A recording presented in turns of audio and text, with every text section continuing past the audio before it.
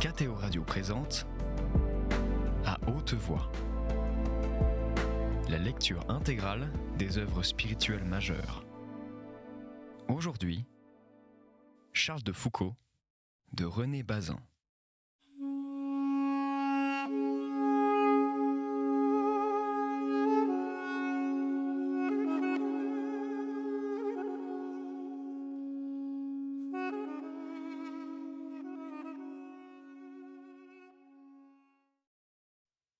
Chapitre 10 L'établissement au Hogar. L'invitation à retourner au Hogar vint encore du commandant Lapérine. Par 2 lettres, du 1er et du 8 avril 1905, il proposait au père de Foucault d'aller passer l'été au Hogar avec le capitaine Dinaud, chef de l'annexe d'Insallah, commandant la compagnie saharienne du Tidikelt. Celui-ci devait partir au commencement de mai et parcourir l'Annette, l'Adrar des Iphoras et l'Aïr. Frère Charles répondit d'abord qu'il ne pourrait quitter la Saoura avant l'automne, qu'à ce moment il se déciderait soit à vivre définitivement cloîtré à Beni Abbès, soit à partager sa vie, prêtre voyageur, entre la Saoura, le Gourara, le Touat, le Tidikelt et les Touaregs. Au fond, il fut extrêmement troublé. Il écrivit à l'abbé Huvelin, et l'on devine dans sa lettre que l'espoir d'attirer enfin quelques petits frères du Sacré-Cœur à la fraternité de Beni Abbès, de transformer en fondation durable son œuvre personnelle et précaire, fut pour beaucoup dans l'incertaine réponse donnée à Lapérine. Lui, si prompt à imaginer, si ardent et ferme dans l'exécution, il était lent à se décider par amour de la perfection. Il laissait entendre aussi que ses grands voyages n'allaient pas sans fatigue. Néanmoins, il ferait ce qui lui serait conseillé par son directeur et par le père Guérin. Le 22 avril, il recevait du père Guérin, alors en France, une dépêche qui exprimait l'avis du préfet apostolique et de l'abbé Huvelin. Inclinerions à accepter invitation. Aussitôt, frère Charles s'informe. Il apprend que le capitaine Dinaud ne quittera Akabli que le 15 mai. Il a le temps d'arriver. Le 3 mai, il part pour Adrar avec Paul. Aux 2 premiers arrêts, à 35 km de Beni Abbès, au village de Tamétert, où il couche, puis à 70 km à Gurzim, où il déjeune et passe le temps de la grande chaleur, la Gaïla, il est très bien accueilli. On ne fait pas sans recevoir quelques retours les sacrifices qu'il a multipliés et l'inconnu, l'homme qui habite au loin, remercie quelquefois des bienfaits dont le voisin fut l'objet. Cette même note, très bien reçue, se répète souvent dans le Dier, accolé au nom d'Exour, où le voyageur pour une nuit demande l'hospitalité. Dans l'un de ces villages, le 5 juin, frère Charles rencontre Aziouel, futur successeur de l'aménocale des Taïtok, tout changé depuis l'an dernier, tout en confiance, tout apprivoisé. 3 jours plus tard, près d'un puits de la région du Touat, il trouve enfin le capitaine Dinaud, qui a pour compagnon 4 civils français, dont 3 au moins sont fort connus, M. Gauthier, explorateur et géographe, M. Chudot, géologue, un écrivain, M. Pierre Mille, et un inspecteur des postes et télégraphes en mission, M. Etienneau. Les conversations, entre ces hommes si différents par le tempérament, les études, la curiosité de l'esprit, durent être plus d'une fois dignes de mémoire. Les mots sont restés dans le désert. Frère Charles avait été adjoint pour l'ordre de marche à M. Etienneau, qu'escortaient 15 méharistes.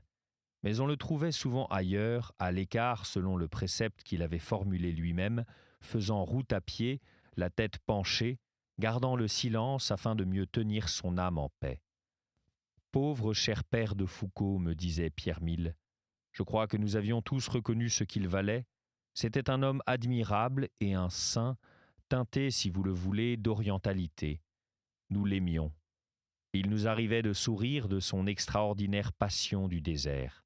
Avec le sans-gêne de la jeunesse, nous l'appelions entre nous celui qui trouve toujours que les tramways sont trop voisins. Chefs de guerre, savants, artistes, religieux, ils allaient chacun cherchant son bien, et tous voulaient ainsi le bien de la France. On partait le plus souvent sous les étoiles, afin de faire plus de chemin avant que l'extrême chaleur n'arrêtât le pas dolent des hommes et des bêtes. Le père de Foucault disait la messe, fréquemment à 2 heures du matin, puis il repliait sa tente pour ne rien retarder et ne gêner personne. Mais on dressait le camp autant qu'il était possible dès que le soir approchait. Le 23 juin, tandis que les méharistes enfonçaient les piquets des tentes près du puits d'In Ouzel, sous le regard de 2 jeunes Touaregs d'une dizaine d'années et de 2 esclaves, qui faisaient paître un troupeau de chameaux, un homme est signalé qui vient, unique dans le tour d'horizon. Il presse son méhari. On le reconnaît bientôt, c'est un courrier que le capitaine Dinaud a envoyé à la recherche du nouvel aménocale du Hogar. Il a trouvé celui-ci à Tinzaouten. Il apporte une lettre de Moussa Ag Hamastan annonçant la prochaine venue du chef des Touaregs. En effet, le surlendemain, Moussa entre dans le camp et va saluer le chef français. Frère Charles le juge favorablement. Il est très bien, dit-il, très intelligent, très ouvert, très pieux musulman, voulant le bien en musulman libéral, mais en même temps ambitieux et aimant argent, plaisir, honneur, comme Mahomet, la plus parfaite créature à ses yeux. Il est tout dévoué à Beyi d'Atalia, de qui il dit avoir tout reçu. En résumé, Moussa est un bon et pieux musulman, ayant les idées et la vie, les qualités et les vices d'un musulman logique, et en même temps l'esprit aussi ouvert que possible. Il désire beaucoup aller à Alger et en France. D'accord avec lui, mon installation au Hogar est décidée. Pendant 15 jours, le jeune chef, il a environ 35 ans, accompagnera la mission d'Ino. Enseignement mutuel dont chacun profite, puis la colonne s'amincit. Moussa s'en va nomadiser je ne sais où. Messieurs Gauthier et Pierre Mille, escortés et guidés par 3 chefs des Touaregs Iforas, entreprennent de traverser le sud du Sahara, atteignent Gao, Tombouctou et rentrent en France après avoir visité le Sénégal. Le capitaine Dinaud continue la route vers les hauts plateaux du Hogar et, 28 jours plus tard, entre dans la vallée de Tamanrasset. Ce nom de Tamanrasset, souligné 3 fois en marge du dière, est suivi de ces lignes où transparaît l'émotion du père de Foucault. Par la grâce du divin bien-aimé Jésus, il m'est possible de m'installer, de me fixer à Tamanrasset, ou dans tout autre point du Hogar d'y avoir une maison, un jardin, et de m'y établir pour toujours. Je choisis Tamanrasset, village de 20 feux, en pleine montagne au cœur du Hogar, et des Dagues rallient la tribu principale à l'écart de tous les centres importants. Il ne semble pas que jamais il doive y avoir ici garnison, télégraphe, européen. De longtemps il n'y aura pas de mission. Je choisis ce lieu délaissé et je m'y fixe. Ainsi parle la charité. Tout de suite après, le colonisateur se révèle. Il voudrait attirer et établir au Hogar, la liste est curieuse, et un économiste l'aurait peut-être moins bien faite, un pépiniériste, un puisatier, un médecin, quelques femmes sachant tisser la laine, le coton et le poil de chameau, puis 1 ou 2 marchands de cotonnade, de quincaillerie, de sucre et de sel, mais de braves gens qui nous fassent bénir et non maudire. Le seul défaut de Tamanrasset pour l'ermite, c'est l'absence de tout prêtre dans le voisinage, ou simplement à distance raisonnable. Il me faut, à vitesse moyenne, 60 jours pour arriver à Beni Ounif, point où je puis commodément trouver un prêtre. Je ne crois pas que le précepte de la confession oblige dans de telles conditions. Malgré ma misère, je vis tranquille et en grande paix. Frère Charles, ainsi qu'il l'a fait à Beni Abbès, commence par bâtir à Tamanrasset une maison ou, pour mieux dire, une sorte de couloir de 6 mètres de long sur 1,75 m de large, servant de chapelle et de sacristie. Lui, il aura d'abord une hutte de roseaux pour travailler et dormir à quelque distance, Puis il allongera le couloir et séparera par un rideau la chapelle de la bibliothèque et de la chambre. Il célèbre la première messe au Hogar le 7 septembre 1905. Il compte demeurer là jusqu'à l'automne de 1906, partir alors pour Beni Abbès, où il passera l'automne et l'hiver. Puis revenir à Tamanrasset au commencement de l'été 1907.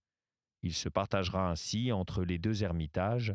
Il sera le migrateur, le moine aux deux huttes, l'ami de deux peuples délaissés. Du moins, tel est le projet, s'il plaît à Dieu, est toujours sous-entendu. Que découvre-t-il de la porte de sa cabane? Quels paysages, quels habitants! Le haut plateau de Tamanrasset est à 1494 mètres d'altitude.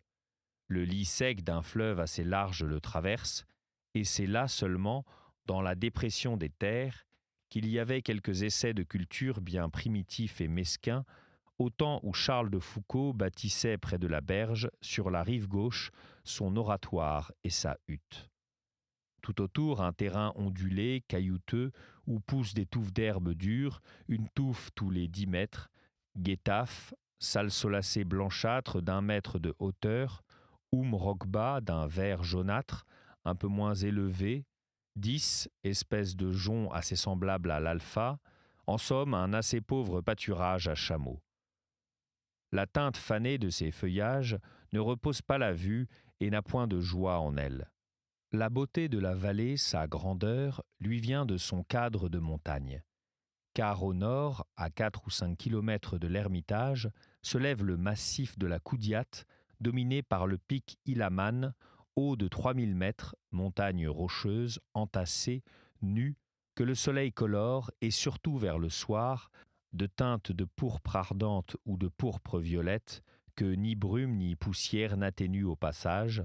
À l'est et plus rapproché, c'est la petite chaîne de l'Aguerran, à l'ouest les vallonnements par où tourne et s'engage la piste d'Insala, au sud la roche fendue du mont Adrian, fameuse dans la légende touareg. À ces grandes hauteurs enveloppées de désert, l'air est d'une transparence parfaite et nouvelle à nos yeux. L'automne est la plus belle saison, les jours y sont doucement chauds, les nuits étincelantes d'étoiles. Il ne faut pas montrer beaucoup pour apercevoir la croix du Sud. Quel nom magique! Le seul rappel de ce joyau du ciel nous donne bien à rêver et nous permet de mesurer à quelle distance de l'Europe l'infinie charité vient d'amener le père de Foucault.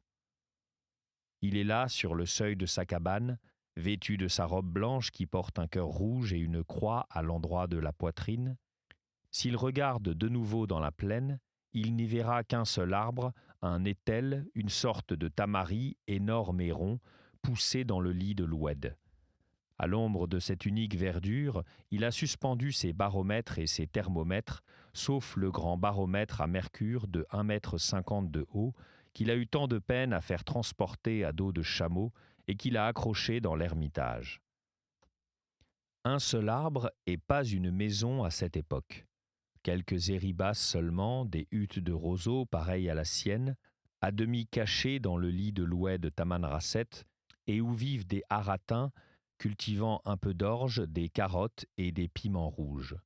Ce sont les compagnons ordinaires. Il y en a d'autres qui passent. Dans l'étendue errent, presque toujours, sauf dans les temps de complète sécheresse, des pasteurs touaregs, des hommes de grande tente, surveillant des troupeaux de chameaux, d'ânes, de moutons et de chèvres. Un matin, sans qu'aucun bruit ait révélé la marche d'une caravane, on aperçoit la silhouette dégingandée de quelques chameaux de plus, dont les pattes et le ventre dessinent une fenêtre, et non loin, 3 ou 4 monticules qu'on n'avait pas vus la veille au soir, taupinées brunes faites en peau de bête, et sous lesquelles dorment les nomades. Ces maîtres du désert, comme on a souvent appelé les Touaregs, mènent la vie pastorale la plus nomadisante qui soit. Ils remplissent le désert de leur nom, mais ils ne sont pas très nombreux. Tamanrasset n'avait d'ordinaire qu'une 60aine d'habitants. Le père de Foucault estimait que les diverses tribus qu'elle a à Agar devaient compter environ 800 à 900 familles, tandis que d'autres groupes de tribus de même peuple, les Iforas par exemple, comptaient au moins 2000 familles. L'été les chasse, les oblige à transhumer à des distances immenses, jusque dans la région soudanaise où ils paient des droits de pacage élevés. Ils voyagent aussi pour le commerce. Des caravanes s'en vont vendre sur les marchés du Tidikelt des moutons et des chèvres et rapportent des cotonnades, des dattes et du mil. D'autres Touaregs font quelques trafics avec Rat et Radamès. D'autres conduisent jusqu'à Tombouctou leurs chameaux chargés de sel, des mines célèbres de Taoudéni. Peuple misérable au demeurant et que tourmente souvent la faim et la soif. Il ne sait pas d'où il vient, ni par quel événement il fut contraint de se retirer dans de si âpres régions. Longtemps, on a défendu la légende de l'origine européenne des Touaregs à cause de la blancheur de leur peau et de la croix qui figure comme ornement au-dessus du pommeau de leur selle et sur leurs vêtements. L'opinion prévaut aujourd'hui que ce sont des Berbères refoulés par les invasions arabes jusqu'au fond du désert, tout bonnement des Libyens, les derniers survivants, dit M. Émile Gautier. Et le père de Foucault, qui les a étudiés mieux que personne, n'était pas d'un autre avis. Ce sont assurément des Chamites, a-t-il écrit, leur langue l'indique clairement. Leur physionomie est, lorsque le type est pur, celle des anciens Égyptiens. Très blanc, élancé, le visage long, très régulier, grands yeux, front un peu fuyant, bras et jambes un peu longs, un peu frêles. Les Égyptiens des anciennes sculptures. Leurs usages sont très différents de ceux des Arabes. Ils sont musulmans avec beaucoup de foi et aucune pratique ni aucune instruction. Le Moyen-Âge semble les avoir connus. Des annales du temps des croisades parlent des hommes voilés, les multimines. Ils ont en effet le visage voilé jusqu'aux yeux par un bandeau d'étoffe bleue, le litam. Leur orgueil est immense, leur coquetterie plus grande que celle des femmes. Quand ces hauts diables maigres appuyés sur leurs lances s'approchent d'un étranger, ils tiennent la tête plus droite, ils affectent une démarche plus solennelle que s'ils étaient tous princes et d'un autre temps. La guerre, l'expédition pour la vengeance et le pillage, telle a été jusqu'au début de notre siècle l'industrie la plus lucrative des tribus Touaregs. L'homme libre ne travaille pas. Émile Gautier, artiste qui choisit bien le mot pittoresque et bref, a décrit le guerrier. L'équipement des guerriers Touaregs est bien connu. La longue lance fine, tout en fer, incrustée de cuivre aux barbelures féroces, le grand sabre droit, à bourron, à poignée en croix, le bouclier en peau d'antilope peint de graphie barbare. Ils sont prodigieusement misérables, très au-delà de notre conception usuelle du mot pauvre. Le prix d'un Winchester et de son approvisionnement annuel en cartouches, doublé ou triplé par le transport à travers 1500 km de désert, est à peu près aussi disproportionné avec les ressources d'un Touareg moyen que, par exemple, l'entretien d'une automobile de 60 chevaux avec le budget d'un facteur rural. Les combattants, quand ils vont en expédition et que le temps est venu de la halte pour la nuit, rapprochent plusieurs boucliers et dorment sous cet abri. La tente familiale est un peu moins primitive. Une grande peau formée d'une infinité de peaux de moutons cousus ensemble, fixées par des cordes à 12 piquets, un grand piquet central qui soulève la peau, et voilà la famille Touareg logée, dit un voyageur qui a récemment visité le Hogar. Les Dag Rally que j'ai visités étant riches avaient des tentes en belle peau et des piquets sculptés. Pour compléter cette demeure où le vent passe sans obstacle, on entoure la tente d'une sorte de paravent formé d'une natte en fibre que les Touaregs fabriquent eux-mêmes. La nuit, on ferme la tente avec la natte, le jour, on roule la natte. Le mobilier se réduit à rien. Quelques couvertures, les ustensiles de cuisine, le rala pour monter à chameau, le violon, imzad de la femme, les armes, et c'est tout. Bien entendu, le lit n'existe pas, tout se couche à même le sol. Autour des tentes, les esclaves noirs vaquent aux occupations du ménage. Les hommes, du moins en cette saison, ne font rien, passent le temps à palabrer ou à jouer au duel au sabre avec les grands boucliers de peau. Les femmes s'occupent des enfants, de la cuisine qui est vraiment par trop sommaire, jouent de l'imzad et le soir font des visites. ces nomades ne se font pas seulement des visites entre elles, fréquemment à la fin de l'après-midi, avant l'heure de la traite des bêtes, elles se rendent à une réunion galante qui rassemble les jeunes filles, les jeunes veuves ou répudiées, les jeunes hommes ou les hommes relativement jeunes et non mariés. La liberté de propos y est grande. Parfois, l'halal se tient à l'ombre d'un arbre s'il y en a ou d'une roche, d'autres fois sous la tente d'une femme vivant seule ou sous une tente dressée exprès. On s'assied les uns à côté des autres, on se retrouve, on cause, on invente des jeux d'esprit. Une femme joue de l'imzad, le violon à une seule corde, et les hommes l'accompagnent de la voix en sourdine. Souvent, les hommes récitent des vers de leur composition ou des poésies qui se transmettent de génération en génération dans la famille ou la tribu. De jeunes guerriers touaregs font parfois 100-200 kilomètres pour assister à l'halal d'une femme réputée pour sa beauté ou son esprit. Une étiquette traditionnelle règle toute chose dans ce coin en fait du désert. Le vêtement, la tenue et la conversation sont régis par un code mondain nuancé, discret, absurde et inflexible. Le flirt est, bien entendu, la grande préoccupation. La confédération du Hogar, comme les autres confédérations touaregs, est commandée par un chef élu, l'aménocal, choisi parmi les nobles. Chaque tribu obéit à une amrar. On sait déjà qu'au moment où le père de Foucault commençait à bâtir son ermitage à Tamanrasset, l'aménocal des Hogars était Moussa Ag Amastan. Celui-ci succédait à deux ennemis déclarés du nom français, Aïtarel, qui gouvernait la Confédération lors du massacre de la mission Flatters, puis Atizi, qui avait pris part personnellement au massacre. Plus habile que ses prédécesseurs, plus intelligent aussi, Moussa entra en négociation avec les chefs militaires des oasis avant même d'avoir été élu comme chef de sa nation.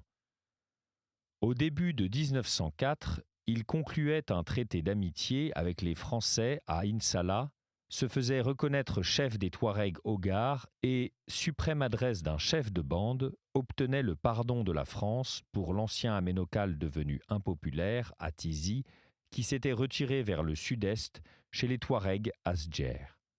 Tel était le pays où le père de Foucault se proposait de vivre, tels étaient les Touaregs qu'il allait avoir pour compagnons et témoins.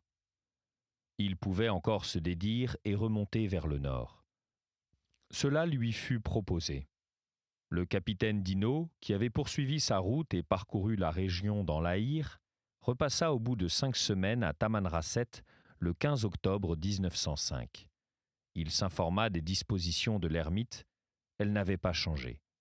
Alors il lui dit adieu, consigna dans son rapport ce fait mémorable qu'un homme civilisé avait demandé comme une grande faveur d'être laissé au Hogar et ajouta « Il restera ainsi seul, au milieu des Touaregs, à 700 kilomètres d'Insala, et ne sera relié à nous que par les courriers mensuels qu'on va essayer d'amorcer. » Quelle foi et quelle énergie morale pour supporter victorieusement une pareille épreuve. Pas un homme de sa race, de sa religion, de son éducation, aucun secours ni pour le corps ni pour l'âme, pas d'espérance d'amener entièrement à soi un peuple qui ne peut, avant des années et des années, franchir tant de distances et tant d'obstacles. Savoir de science certaine qu'on mourra sans que la récompense, c'est-à-dire la pleine adhésion à la loi du salut et à la civilisation chrétienne, ait été obtenue d'un seul, et cependant ne pas douter, ne pas hésiter, s'offrir résolument à une tâche qu'aucun attrait humain ne recommande, rompre avec tout ce qu'on a aimé de la terre et de l'esprit d'Europe, pour obtenir la difficile, l'incertaine, la défiante sympathie de pasteurs nomades, de guerriers habitués au pillage et de noirs misérables, voilà la vie que choisit le père de Foucault. La plupart des hommes, même de la trempe la plus ferme, eussent succombé à l'une ou l'autre de ces deux tentations, le découragement ou la corruption. Il demeura pur. Il progressa dans l'art du sacrifice, le plus long de tous à apprendre, et celui où la maîtrise n'est jamais assurée. Il rendit à la France le service incomparable de la faire entrevoir, car elle était présente et reconnaissable en lui. Il rendit d'autres services à la science, Il prépara tout un peuple pour les missionnaires qui viendront. Il fut le grand semeur solitaire dont personne n'a pu compter les pas. Lui-même, il ne les compta pas. Je crois tout à fait ces mots que m'écrivait un de ses proches parents. Le Hogar, c'est la période de sa vie où Charles a donné toute sa mesure. L'abandon semble être complet. Il va être beaucoup plus grand, comme on va le voir. C'était À haute voix, une émission de KTO Radio. Aujourd'hui, Charles de Foucault de René Bazin. Lecture, Fitzgerald Berton. Captation et réalisation, Aymeric Plouinec et Thibaut Dagalier. Une émission disponible en podcast sur ktoradio.com et sur l'application KTO Radio.